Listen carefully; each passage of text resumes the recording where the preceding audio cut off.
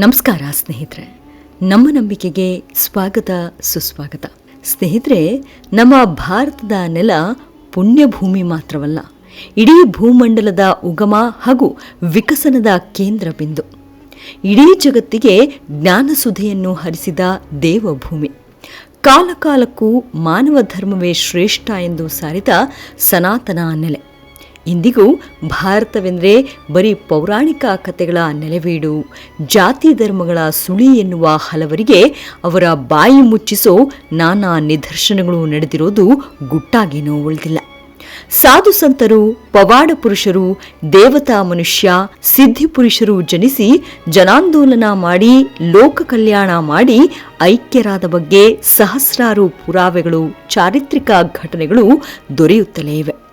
ವೇದಗಳ ಕಾಲದಲ್ಲಿ ಪಂಚಭೂತಗಳ ಆರಾಧನೆ ಇತ್ತು. ಆಗ ಇಂದ್ರನೇ ಈ ಭೂಮಂಡಲದ ಅಧಿದೇವತೆಯನ್ನೋ ಪರಿಕಲ್ಪನೆ ಇತ್ತು. ಇಂದಿಗೂ ವೇದಗಳೇ ನಮ್ಮ ಬದುಕಿನ ಕೊಂಡಿಯಾಗಿ ನಿಂತಿವೆ. ಅಲ್ಲದೆ ವೇದಗಳೇ ಮಾನವನ ಜ್ಞಾನಕ್ಕೂ ಮಾನವನ ಈ ಬದುಕಿಗೂ ಸ್ಫೂರ್ತಿಯಾಗಿ ನಿಂತಿದೆ. ಬೃಹತ್ ಹೋಮಕುಂಡಗಳನ್ನು ನಿರ್ಮಿಸಿ ನೂರಾರು ಋಷಿಮುನಿಗಳ ಸಮ್ಮುಖದಲ್ಲಿ ವೇದ ಮಂತ್ರಘೋಷ ಪಠಣೆ ಮಾಡುತ್ತಾ ಅಗ್ನಿದೇವತೆಯನ್ನ ಆಹ್ವಾನ ಮಾಡ್ತಿದ್ರು ಎಂಬುದರ ಬಗ್ಗೆ ಸಾಕಷ್ಟು ಪುಸ್ತಕಗಳಲ್ಲಿ ಓದಿದ್ದೇವೆ. ಅಗ್ನಿದೇವನಿಗೆ ಏನೆಲ್ಲ ಆಹುತಿ ನೀಡ್ತಿದ್ರು, ನಂತರದಲ್ಲಿ ಏನೆಲ್ಲ ಆಗ್ತಿತ್ತು ಅನ್ನೋದ್ರ ವಿಡಿಯೋ ಕೂಡ ಮಾಡಿದ್ದೇವೆ. ಈ ವಿಡಿಯೋದ ಕೊನೆಯಲ್ಲಿ ಲಿಂಕ್ ಇದೆ, ದಯವಿಟ್ಟು ವೀಕ್ಷಿಸಿ. ಇಷ್ಟೆಲ್ಲ ಯಾಕಪ್ಪ ಹೇಳಿದೆ ಅಂದರೆ, ಇಂಥದ್ದೇ ವೇದಗಳ ಕಾಲಕ್ಕೆ ಸೇರಿದ ಸುಮಾರು 5,000 ವರ್ಷಗಳಿಗೂ ಪುರಾತನವಾದ ಅಗ್ನಿ ದೇವಾಲಯವೊಂದು ಪತ್ತೆಯಾಗಿದೆ. ಈ ಉತ್ಖನನದಲ್ಲಿ ನಿಜಕ್ಕೂ ಇಡೀ ವಿಶ್ವವೇ ಭಾರತದ ಸಂಸ್ಕೃತಿಯತ್ತ ಕಣ್ಣಾಡಿಸುವಂತೆ ಮಾಡಿದೆ. ಅಲ್ಲದೆ ನಮ್ಮ ಪೌರಾಣಿಕ ಕಥಾನಕಗಳಿಗೂ ಸಾಕ್ಷಿ ಎಂಬಂತೆ ಸಂಶೋಧನೆಗೊಂಡಿದೆ. ಅಷ್ಟಕ್ಕೂ ಆ ದೇವಾಲಯವಾದ್ರೂ ಯಾವುದು, ಇರೋದಾದ್ರೂ ಎಲ್ಲಿ, ಸಿಕ್ಕಂಥ ಅವಶೇಷಗಳು ಹೇಗಿವೆ ಅನ್ನೋದನ್ನ ಈ ಸಂಚಿಕೆಯಲ್ಲಿ ಹೇಳ್ತಾ ಹೋಗ್ತೀನಿ. ಎಲ್ಲಾ ವಿಧದ ತ್ವಚೆಯ ಸಮಸ್ಯೆಗಳಿಗೆ ಧೀಮಹಿ ಪ್ರಾಡಕ್ಟ್ ರಾಮಬಾಣದಂತೆ ಕೆಲಸ ಮಾಡುತ್ತೆ. ಕೇವಲ 3 ದಿನದಲ್ಲೇ ವ್ಯತ್ಯಾಸ ನೋಡ್ತೀರಾ. ಯಾವುದೇ ಅಡ್ಡ ಪರಿಣಾಮಗಳಿಲ್ಲ. ಕೆಮಿಕಲ್ ರಹಿತವಾದ 16 ನೈಸರ್ಗಿಕ ಪದಾರ್ಥಗಳ ಮಿಶ್ರಣದಿಂದ ತಯಾರಾದ 100% ಆರ್ಗ್ಯಾನಿಕ್ ಧೀಮಹಿ ಪ್ರಾಡಕ್ಟ್. ಹೆಚ್ಚಿನ ಮಾಹಿತಿಗಾಗಿ ಕೆಳಕಂಡ ದೂರವಾಣಿಗೆ ಸಂಪರ್ಕಿಸಿ. ಸ್ನೇಹಿತರೆ, ಭಾರತದಲ್ಲಿ ಯಾವುದೇ ಪುಣ್ಯ ಅಥವಾ ಧಾರ್ಮಿಕ ಕೈಂಕರ್ಯಗಳನ್ನ ಮಾಡುವಾಗ ಹೋಮ ಅಥವಾ ಹವನ ಮಾಡೋದು ನಮ್ಮ ಸನಾತನ ಪದ್ಧತಿ. ಹೀಗೆ ಮಾಡೋದ್ರಿಂದ ಯಾವುದೇ ಕೆಲಸದಲ್ಲಾಗ್ಲಿ ವಿಜಯ ಪ್ರಾಪ್ತಿಯಾಗುತ್ತೆ ಅನ್ನೋ ನಂಬಿಕೆ ಇದೆ. ಅಲ್ಲದೆ ರಾಜಾದಿರಾಜರು ಯುದ್ಧಕ್ಕೆ ಹೊರಡುವ ಮುನ್ನ ಹೋಮ ಹವನ ಮಾಡಿಸ್ತಿದ್ದರ ಬಗ್ಗೆ ನಾನಾ ಕಥೆಗಳೇ ಇವೆ. ಮಹಾಭಾರತದಲ್ಲೂ ಹೋಮ ಹವನ ಹಾಗೂ ಅಗ್ನಿ ದೇವಾಲಯಗಳ ಅಸ್ತಿತ್ವ ಇದ್ದುದರ ಬಗ್ಗೆ ಕುರುಹುಗಳು ಇವೆ. ಅಂಥದ್ದೇ ಸಾಲಿಗೆ ಸೇರುತ್ತದೆ ಈ ದೇವಾಲಯ. ಇದು ಪತ್ತೆಯಾಗಿದ್ದು ಪೆರು ದೇಶದಲ್ಲಿ. ಪೆರುವಿನ ರಾಜಧಾನಿ ಲಿಮಾ ಬಳಿ ಇರುವ ಪ್ರಸಿದ್ಧ ಎಲ್ ಪ್ಯಾರೆಸೋ ಎಂಬ ಸ್ಥಳದಲ್ಲಿ ಪುರಾತತ್ವಜ್ಞರು 5 ವರ್ಷಗಳಿಗಿಂತ ಹಳೆಯದ್ದು ಎಂದು ನಂಬಲಾದ ದೇವಾಲಯವನ್ನ ಪತ್ತೆ ಮಾಡಿದ್ದಾರೆ. ಪಾರೈಸೋ ಸಂಕೀರ್ಣದ ಪಶ್ಚಿಮ ಅಂಚಿನಲ್ಲಿರುವ ಈ ದೇವಾಲಯವು ನಿರ್ಮಾಣಗೊಂಡಿರುವುದೇ ನಿಜಕ್ಕೂ ಅತ್ಯದ್ಭುತ. ಹಳದಿ ಜೇಡು ಮಣ್ಣಿನಿಂದ ಲೇಪಿತವಾದ ಗೋಡೆಗಳು ಮತ್ತು ಕೆಂಪು ಬಣ್ಣದ ಕುರುಹುಗಳನ್ನು ಹೊಂದಿರುವ ಒಂದು ಸಣ್ಣ ಕಲ್ಲಿನ ರಚನೆ ಇದಾಗಿದ್ದು ಸುಮಾರು 5,000 ವರ್ಷಗಳಷ್ಟು ಹಳೆಯದ್ದು ಎಂದು ಭಾವಿಸಲಾಗಿದೆ. ಈ ಸಂಶೋಧನೆಯಲ್ಲಿನ ಮಾದರಿಯನ್ನ ಗಮನಿಸಿ ಇದನ್ನ ಅಗ್ನಿ ದೇವಾಲಯ ಎಂದು ಕರೆದಿದ್ದಾರೆ. ಈ ದೇವಾಲಯದ ಸುತ್ತಲ ರಚನೆಯು ಬೃಹತ್ ಕುಂಡದಂತಿದ್ದು ಭಾರತೀಯ ಸಂಸ್ಕೃತಿಯಂತೆ ಹೋಮ ಹವನ ಮಾಡಲಾಗ್ತಾ ಇತ್ತು ಅನ್ನೋದು ಸಂಶೋಧಕರ ಅಭಿಪ್ರಾಯ. ಸಂಶೋಧಕರ ತಂಡದ ನೇತೃತ್ವ ವಹಿಸಿದ್ದ ಮಾರ್ಕೋ ಗಿಲೆನ್ ಈ ರೀತಿಯಾದ ವಾದ ಮಂಡಿಸುತ್ತಾರೆ.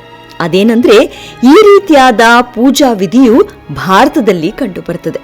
ಅಲ್ಲದೆ ಈ ರೀತಿಯಾದ ಪದ್ಧತಿಯಿಂದ ಋಷಿಮುನಿಗಳು ಕಾಸ್ಮಿಕ್ ಶಕ್ತಿಯೊಂದಿಗೆ ಸಂಪರ್ಕ ಸಾಧಿಸಲು ಬಳಸುತ್ತಿದ್ದ ಮಾರ್ಗವಾಗಿದೆ. ಈ ಮೂಲಕವೇ ದೇವರುಗಳು ಭೂಲೋಕಕ್ಕೆ ಬರ್ತಿದ್ರು ಎಂಬ ನಾನಾ ಕಥೆಯು ಪ್ರಚಲಿತದಲ್ಲಿದೆ. ಈ ಸಂಶೋಧನೆಯಿಂದ ನಾವು ತಿಳಿದಿದ್ದೇನೆಂದ್ರೆ, ಇಲ್ಲಿ ಕೂಡ ಭಾರತದ ಮೂಲ ನಾಗರಿಕತೆ ಅಸ್ತಿತ್ವದಲ್ಲಿತ್ತು ಅನ್ನೋದು ಸ್ಪಷ್ಟವಾಗಿದೆ. ಈ ಒಂದು ರಚನೆ ವೈದಿಕ ಆಚರಣೆಗಳಿಗೆ ಹೋಲುತ್ತದೆ. ಇಟ್ಟಿಗೆ, ಜೇಡಿಮಣ್ಣು, ಕಲ್ಲುಗಳಿಂದ ನಿರ್ಮಿಸಲಾದ ಚೌಕಾಕಾರದ ಘನರಚನೆಯಲ್ಲಿ ಅಗ್ನಿಹೋತ್ರ ಮಾಡುತ್ತಿದ್ದರ ಕುರುಹಿದೆ.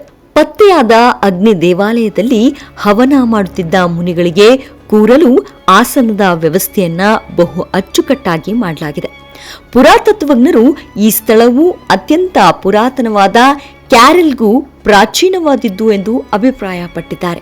ಅಲ್ಲದೆ ಅಮೆರಿಕದ ಅತ್ಯಂತ ಹಳೆಯ ಕೊಲಂಬಿಯನ್ ಪೂರ್ವ ತಾಣವಾಗಿದ್ದು ಇದು ಕ್ರಿಸ್ತಪೂರ್ವ 2006ರಿಂದ 2100ರ ನಡುವೆ ಅಸ್ತಿತ್ವದಲ್ಲಿರಬಹುದು ಅಥವಾ ಅದಕ್ಕೂ ಹಳೆಯದ್ದಾಗಿರಬಹುದು ಎಂದು ಹೇಳಿದ್ದಾರೆ. ಕ್ಯಾರೆಲ್ ಉತ್ತರಕ್ಕೆ ಸುಮಾರು 200 ಕಿಲೋಮೀಟರ್ ದೂರದಲ್ಲಿದೆ. ಇದು ಯುನೆಸ್ಕೋ ವಿಶ್ವ ಪರಂಪರೆಯ ತಾಣವೆಂದು ಗುರುತಿಸಲಾಗಿದೆ. ಈ ಅಗ್ನಿ ದೇವಾಲಯದ ಪ್ರವೇಶ ದ್ವಾರವು ಸುಮಾರು 48 ಸೆಂಟಿಮೀಟರ್ ಅಗಲವಾಗಿದ್ದು 26ರಿಂದ 20 ಅಡಿ ಅಳತೆಯ ಹೋಮಕುಂಡ ನಿರ್ಮಿತವಾಗಿದೆ. ಆ ಕುಂಡದಲ್ಲಿ ಚಿಪ್ಪು ಮೀನು, ಧಾನ್ಯಗಳು, ಹೂವುಗಳು ಮತ್ತು ಹಣ್ಣುಗಳನ್ನು ಅಗ್ನಿದೇವನಿಗೆ ಅರ್ಪಣೆ ಮಾಡಲಾಗ್ತಾ ಇತ್ತು. ದೇವಾಲಯವು 4 ಹಂತಗಳನ್ನು ಹೊಂದಿದ್ದು ಪ್ರತಿಯೊಂದು ಕೂಡ ಒಂದಕ್ಕೊಂದು ಪ್ರಾಚೀನವಾಗಿರುವಂತಿವೆ. ಇದು ಕಂಡುಬಂದಿರೋದು ಸಾಮಾನ್ಯವಾಗಿ ವೈದಿಕ ಕಾಲದಲ್ಲಿ. ವೈದಿಕ ಕಾಲದ ಪವಿತ್ರ ಆಚರಣೆಯೇ ಹೋಮ ಹವನ. ಹವನ್ ಎನ್ನುವುದು ಮನುಷ್ಯನ ಪ್ರಜ್ಞೆ ಮತ್ತು ವಿಶ್ವ ಪ್ರಜ್ಞೆಯ ನಡುವಿನ ಕೊಂಡಿಯಾಗಿ ಕಾರ್ಯನಿರ್ವಹಿಸುತ್ತದೆ. ಹವನ್ ಅಗ್ನಿಯು ಭೌತಿಕ ಘಟ್ಟಗಳನ್ನು ಮತ್ತು ಬೆಂಕಿಗೆ ಅರ್ಪಿಸುವ ಎಲ್ಲಾ ಅರ್ಪಣೆಗಳನ್ನು ಅವುಗಳ ಮಾನಸಿಕ ಘಟಗಳಾಗಿ ಪರಿವರ್ತಿಸುತ್ತದೆ.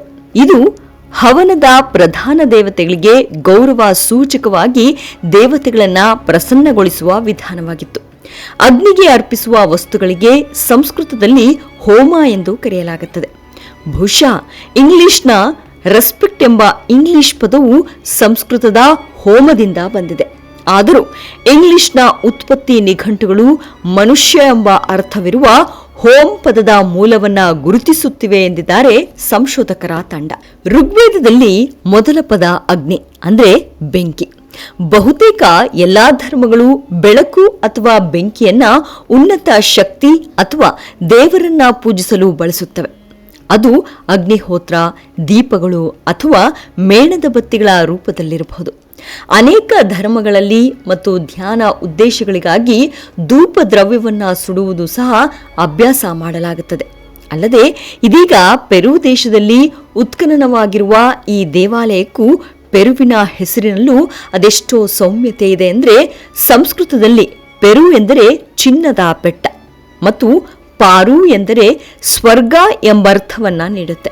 ಹಾಗಾಗಿ ಪೆರುವಿನ ಪ್ಯಾರಸೋ ನಗರದಲ್ಲೂ ಸಂಸ್ಕೃತದ ಬೇರು ಬಿಟ್ಟಿದ್ದು ಸ್ಪಷ್ಟವಾಗಿದೆ.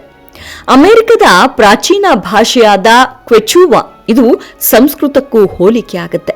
ಅಲ್ಲದೆ ಮೂಲ ಅಮೆರಿಕನ್ ವಿವಾಹಗಳು ಮತ್ತು ಕೋರಿಕಾಂಚದ ದೇವಸ್ಥಾನದಲ್ಲಿ ಬೆಂಕಿಯ ಆಚರಣೆಯಂತೆ ವಿಜೃಂಭಣೆಯಿಂದ ಜರುಗುತ್ತವೆ. ಕ್ವೆಚುವಾ ಭಾಷೆಯಲ್ಲಿ ಎಂದರೆ ಚಿನ್ನದ ಅಂಗಳ ಎಂದರ್ಥ. ಅಷ್ಟಕ್ಕೂ ಅಗ್ನಿದೇವನನ್ನ ಆರಾಧಿಸುವ ಹಿಂದಿನ ಮೂಲ ಉದ್ದೇಶ ಅಂದ್ರೆ ಅಗ್ನಿದೇವನೇ ವೈದಿಕ ದೇವತೆಗಳಲ್ಲಿ ಅತ್ಯಂತ ಪ್ರಮುಖ, ಬೆಂಕಿಯ ದೇವತೆ ಮತ್ತು ಬಲಿಗಳ ಸ್ವೀಕಾರಕ. ಅಗ್ನಿಗೆ ಅರ್ಪಿಸಲಾದ ಬಲಿಗಳು ದೇವತೆಗಳಿಗೆ ತಲುಪುತ್ತವೆ ಎಂಬ ನಂಬಿಕೆ ಇದೆ. ಏಕೆಂದರೆ ಅಗ್ನಿಯು ಇತರೆ ದೇವತೆಗಳಿಗೆ ಸಂದೇಶವಾಹಕ. ಅಗ್ನಿಯು ಪೃಥ್ವಿಗೆ ಅಧಿಪತಿ ಎಂದು ಪ್ರಸಿದ್ಧನಾಗಿದ್ದು ಸಕಲ ಲೋಕಗಳಲ್ಲೂ ವ್ಯಾಪಿಸಿರುವ ದಿವ್ಯ ಜ್ಯೋತಿ, ದಿವ್ಯ ಶಕ್ತಿ. ಇನ್ನು ಅಗ್ನಿದೇವನ ಉಗಮದ ಕಥೆಯೇ ನಿಜಕ್ಕೂ ರೋಚಕ. ಬೃಹಸ್ಪತಿಯ ಪತ್ನಿ ಯಶಸ್ವಿನಿ 5 ಅಗ್ನಿಪುತ್ರರಿಗೆ ಮತ್ತು ಓರ್ವ ಪುತ್ರಿಗೆ ಜನ್ಮ ನೀಡಿದಳು. ಅಗ್ನಿಗೆ ತುಪ್ಪದ ಆಹುತಿ ನೀಡಲಾಗುತ್ತದೆಯೋ ಅದು ಬೃಹಸ್ಪತಿಯ ಮೊದಲ ಪುತ್ರ ಶಯು. ಶಯುವಿನ ಪತ್ನಿಯ ಹೆಸರು ಸತ್ಯ. ಈಕೆ ಸತ್ಯದ ದಾರಿಯಲ್ಲಿ ನಡೆಯುವ ಹೆಣ್ಣಾಗಿದ್ದಳು. ಈಕೆಗೆ ಓರ್ವ ಪುತ್ರ ಮತ್ತು 3 ಪುತ್ರಿಯರಿದ್ದರು. ಇನ್ನೋರ್ವ ಸತಿ ಇದ್ದಳು. ಅವಳಿಗೂ ಓರ್ವ ಪುತ್ರನಿದ್ದ. ಶಯುವಿನ ಮೊದಲ ಮಗನ ಹೆಸರು ಭರತ. ಈ ಭರತನೇ ನಿಜವಾದ ಅಗ್ನಿದೇವ. ಹಿಂದೂ ಪುರಾಣ ಗ್ರಂಥದಲ್ಲಿ ಅಗ್ನಿದೇವನ ಬಗ್ಗೆ ಹಲವು ಕಥೆಗಳಿವೆ. ಕೆಲವು ಗ್ರಂಥಗಳಲ್ಲಿ ಪ್ರಜಾಪತಿ ಭರತನೇ ಅಗ್ನಿದೇವನೆಂದು ಹೇಳಲಾಗುತ್ತದೆ.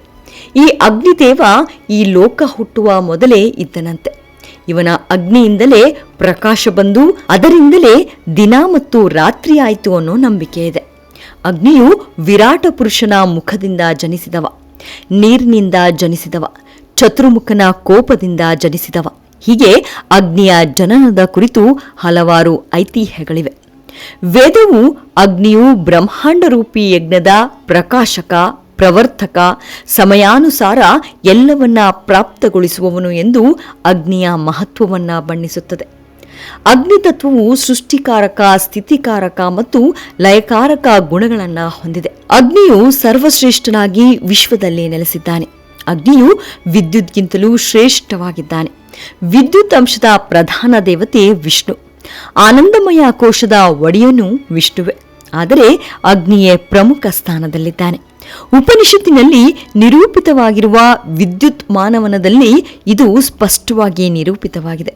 ವಿಜ್ಞಾನದ ವಿಷಯದಲ್ಲಿ ಸೂರ್ಯ ಮತ್ತು ವಿಷ್ಣುವಿಗಿಂತಲೂ ಅಗ್ನಿಯೇ ಮೇಲು ಎನ್ನುವುದು ವಿಶ್ವಸತ್ಯ.